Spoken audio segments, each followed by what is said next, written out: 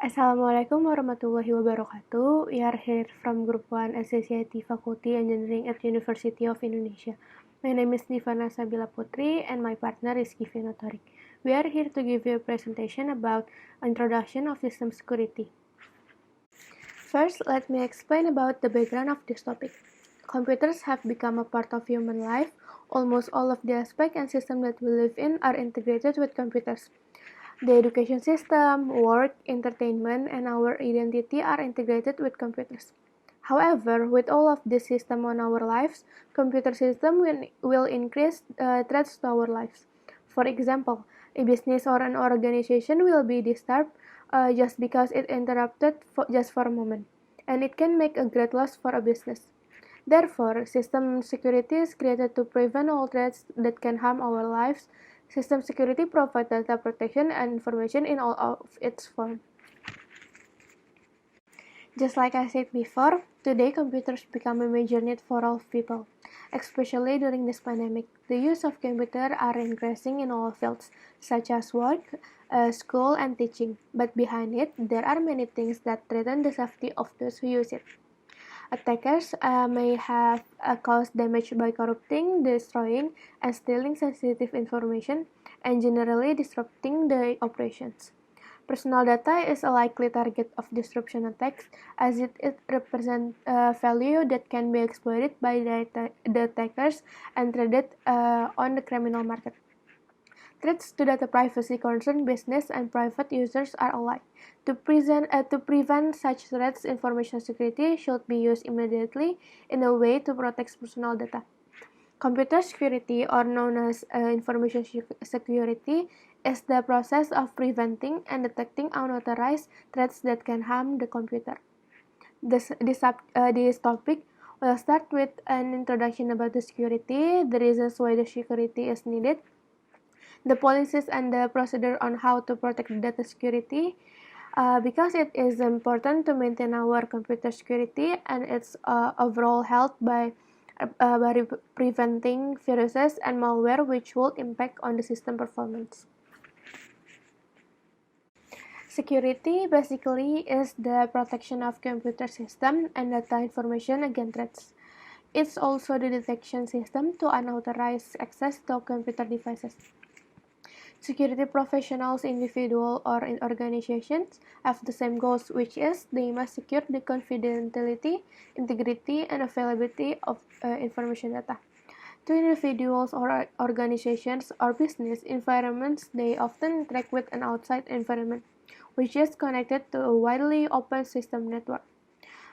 To reduce business risks and other threats such as losing important data, every bit of data used, shared, and transmitted must be secure. Therefore, there are three main objectives to protect data in relation information security. First, we have prevention. Prevention is a system that monitors network traffic and alerts for suspicious activity. It also takes action against suspicious activity. Existing information and data from personal or company must be protected. It is always better to prevent than to pursue or prosecute. Preventing a data breach is the optimal situation to be prepared for something that has not happened yet. It requires careful analysis and planning. The second one we have detection. Detection is the process of detecting a system that monitors network traffic for suspicious activity. Alerts user when such activity is discovered.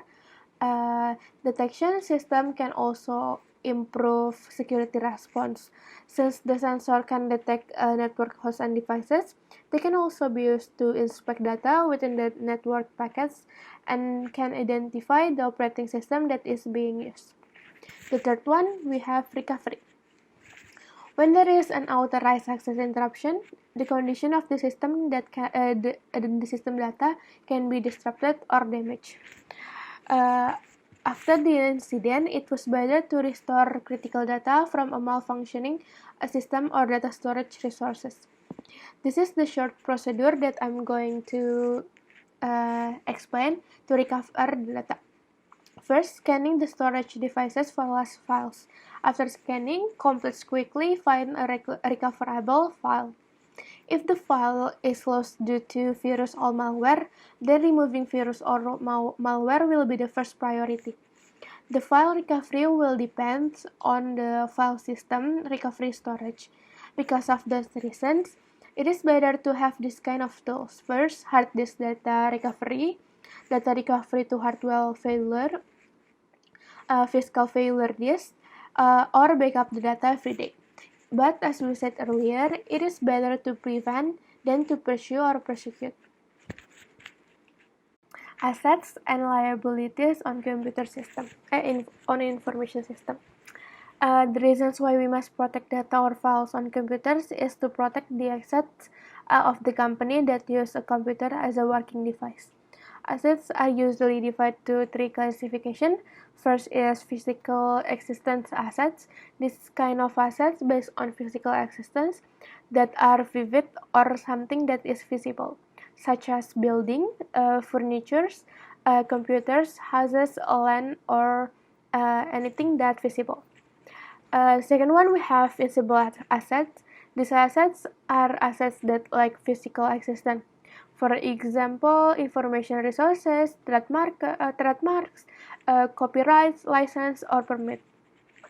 The last one, we have employee. It's the most valuable assets in an organization or a company. Some assets have a unique value that are related to market value, and these assets have worth value even though they are sold. This kind of assets need a high security protection, or else the assets will lose their value. For example, in a company, there are data assets that are usually put on a computer. These assets is very important because the information which exists in the data is company-wide data. Thus, it needs to ensure the integrity of information stored on this computer system and security while the information is transmitted, and also the credibility of actual data. For example, this is the important data on a company or business. First, product development, production, and maintenance. Customer contact information, contractual obligation to third parties such as contract, license, or copyrights. Another important data that includes information on a company assets. Because of those reasons, that kind of assets needs to be protected with an information security. Now my friend Givino will explain more about the topic. Thank you. Assalamualaikum warahmatullahi wabarakatuh. My name is Givno Torik. My friends Diva already explained about the background of the topic, what is security, and explain assets and liabilities. Okay, so now first I will explain security policy. Basically, safety information have three properties, or is often called as CIA. CIA itself is a confidentiality, integrity, and availability. Confidentiality is used to prevent exposing sensitive information from unauthorized people. And integrity is used to maintain the consistency, accuracy, and trust in data for each time and beyond. And last is availability. It is to guarantee the data or the information to always be available when the authorized user want to access it. Okay, back to security policy. Security policy is an official statement that defines how security will implement or agreed upon on an organization. It will define how an organization protect their CIA of their data and sensitive resource, as I mentioned before. But every organization has different in implementing the security policy because they have different data, information, or maybe different needs.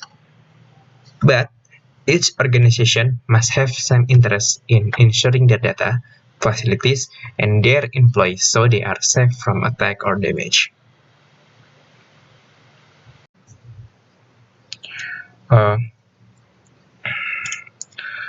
Okay, second I will explain kind of threats on information security. In information security, threats can be many like software attacks, theft, or intellectual theft of intellectual property, identity theft, sabotage, and information extortion. Software attack is the one of threats that user often encounter it. Software attacks mean attack by virus, worms, Trojan horse, and etc. But many users believe that malware, virus, worms, bots are all same things, but they are not same. But only similarity is that they are malicious software that behave differently. Malware itself, as I mentioned before, malware is a combination of malicious and software. Basically, means that malicious software that can be an intrusive program code or anything that is designed to perform malicious operation on system. And malware are divided by two categories.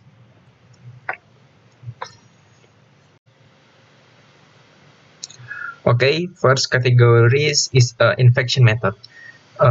First, there is a virus. Virus have the ability to replicate themselves by hooking them to the program on the host computer like songs, videos, and etc. And they travel all over the internet. And second is a worm. Worms are also self-replicating in the network, but they don't hook themselves to the program on host computer. Biggest difference between virus and worms is that the worms are network aware. They can easily travel from one computer to another if network is available, and on the target machine they will not do much harm. They will, for example, consume hard disk space, thus slowing down the computer. And third is Trojan.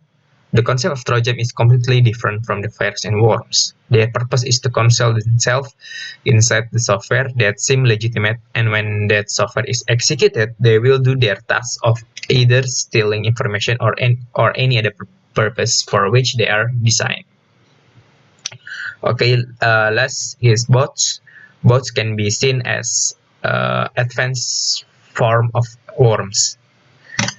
They are automated processes that are designed to interact over the internet without the need of human interaction.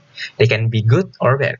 Malicious bot can infect one host, and after infecting will create connection to the central server, which will provide commands to all infected hosts attached to that network called botnet. Okay, second category is malware action.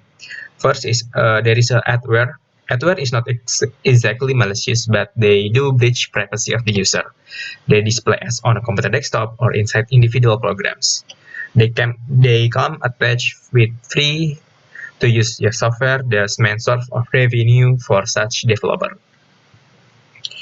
Okay, second is spyware. Spyware is a program, or we can say a software that monitors your activities on a computer and reveal collected information to interested party.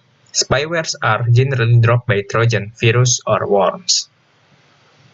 Third is ransomware. It is type of malware that will either encrypt your file or will lock your computer, making it inaccessible either partially or wholly.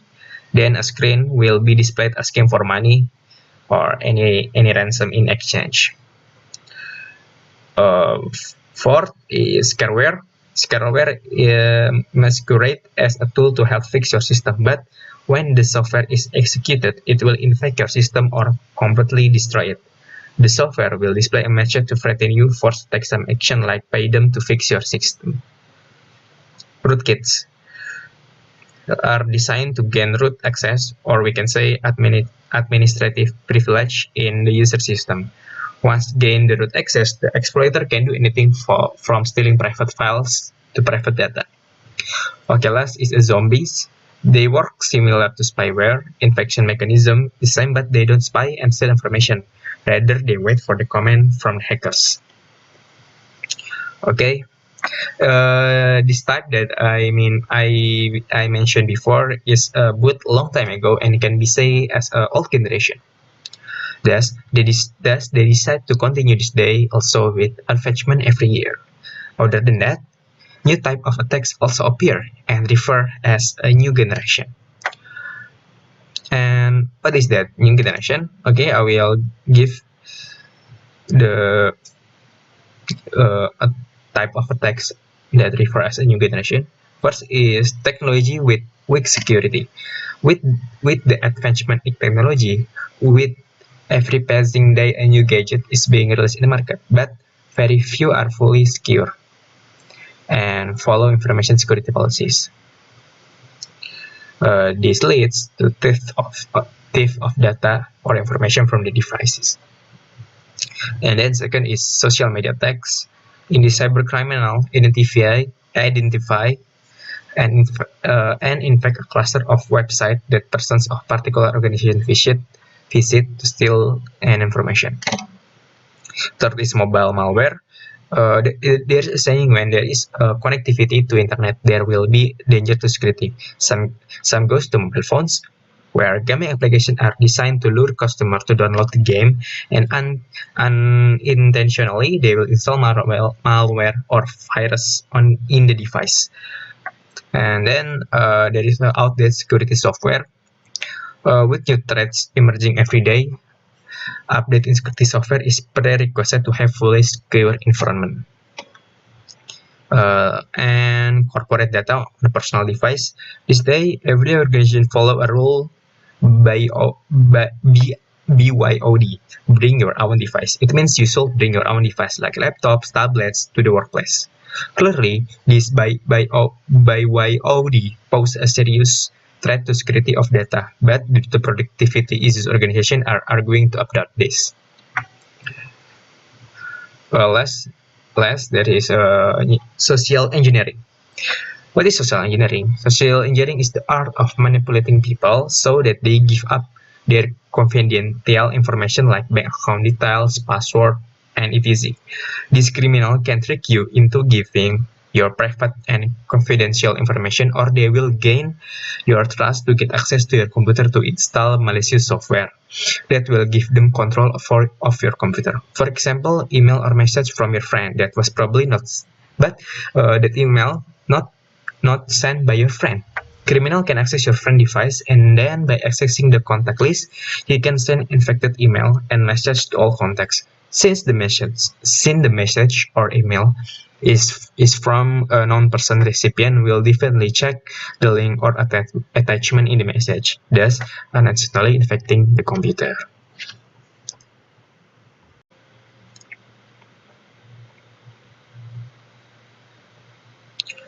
Okay, last is responsibilities in information security.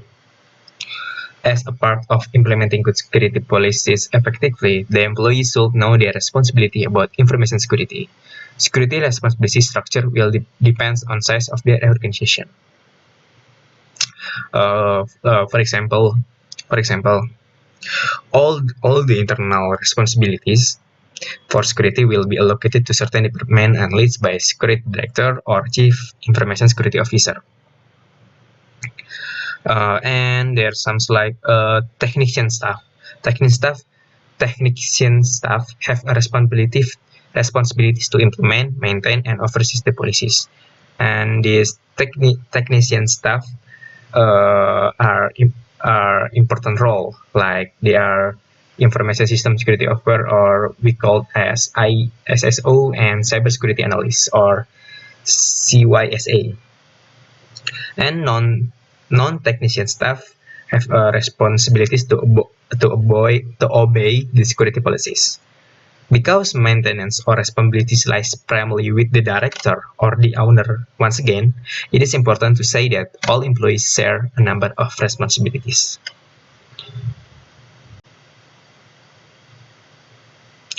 Okay, so the conclusion about the topic that we present, that information security or computer security has come out as a way to ensure the integrity, confidentiality, and availability of certain assets that are necessary to carry the information business or personal data on computer. These include data protection rights and prevent data privacy to misuse or manipulation. In order to implement computer security or information security, it is very important for organizations, companies, or business to not detect it lightly and properly develop and establish their policies, procedures, standards, and guidelines to maintain the security of the system and network. From our explanation above, these threats are very serious and they can harm your computer at any time, and it can even be made into a crime. Therefore, information security is a crucial important to a computer system. Thank you for all your attention. Wassalamualaikum warahmatullahi wabarakatuh.